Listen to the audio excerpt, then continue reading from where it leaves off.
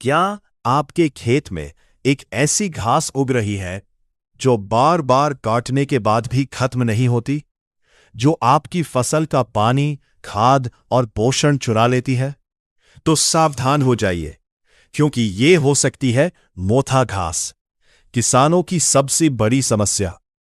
मोथा घास, जिसे अंग्रेजी में नट ग्रास या साइपेरस रोटंडस कहा जाता है, एक बहुत ही जिद्दी और तेजी से फैलने वाली खरपतवार है। ये जमीन के नीचे गांठ बनाकर फैलती है, और ये कारण है कि इसे खत्म करना इतना मुश्किल होता है। इसकी पहचान होती है पतली, हरी और नुकीली पत्तियां, तिकोना तना और जमीन के अंदर छोटी छोटी गांठें। मोथा घास आपकी फसल को कई तरह से नुकसान पहुंचाती है। ये फसल के पोषक तत्व छीन लेती है, पानी की खपत बढ़ा देती है और फसल की वृद्धि को रोक देती है। यहां तक कि उत्पादन को 30 से 50% तक कम कर सकती है। इसीलिए इसे खेत का छुपा हुआ दुश्मन कहा जाता है। मोथा घास बीज से कम बल्कि जड़ों की गांठों से ज्यादा फैलती है। अगर आप इसे ऊपर से काट भी दें तो नीचे की गांठें फिर से नई पौध बना देती है, यानी एक छोटा सा टुकड़ा भी पूरे खेत में फैल सकता है।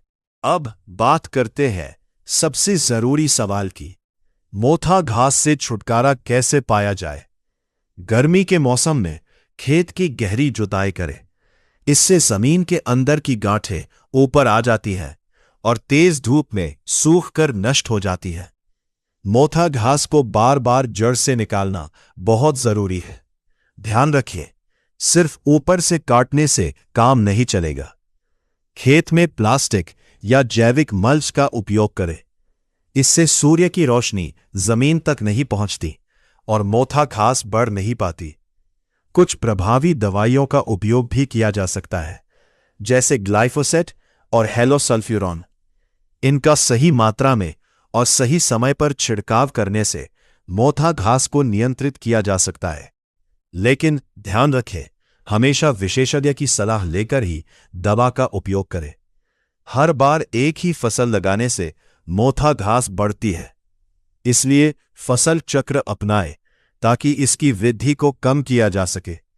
सबसे बड़ी गलती जो ज्यादातर किसान करते हैं वह है मोथा घास को सिर्फ ऊपर से काट देना।